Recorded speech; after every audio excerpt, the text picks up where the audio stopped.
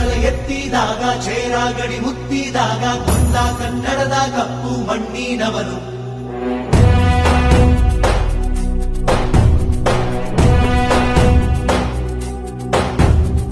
ವಜ್ರ ಬಲ್ಲಾಳರಾಯ ಸೋಗೆ ಬಲ್ಲಾಳರಾಯ ಕತ್ತಿಗಲೆ ಬಿತ್ತಿ ಹೋದ ವಂಶಾದವನು.